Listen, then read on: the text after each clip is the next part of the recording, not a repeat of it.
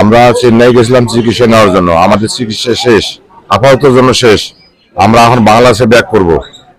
আজকে সকালবেলা নামছি এইখানে বাংলাদেশে যাওয়ার জন্য। এখানে আসি দেখি আবার বলা নাকি বন্ধ, খুলবে কি খুলবে না, অনিশ্চিত অবস্থায় আমরা অবস্থান করতেছি এখানে। বাংলাদেশের পরিস্থিতি শুনছে, ওখানে আগুন জ্বালাচ্ছে, পুড়তেছে, মারতেছে। এই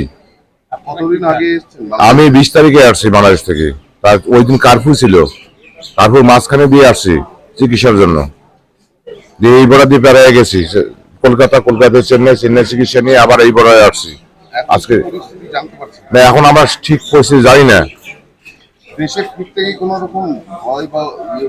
না, আমাদের দেশে আমার ভয় লাগে না, কারণ আমরা দুর্নীতি করি না, কোনো কিছু করি না। অতএব আমরা স্বাধীন বাংলাদেশের লোক, আমাদের কোনো ভয় নেই। আমরা ইনশাল্লাহ যেতে পারবো যদি বর্ডার খুলে দেয়।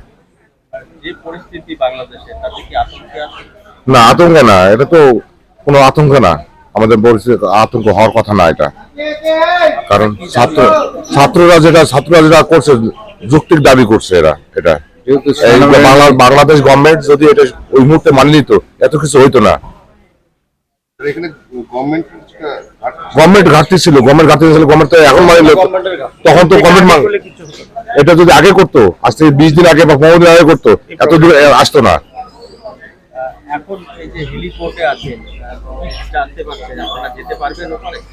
আমরা তো আশা করতেছি হয়তো আমার বাসা যেহেতু কাছেই, আমি হয়তো যেতে পারবো, অটো বা ভ্যানে যেতে পারবো।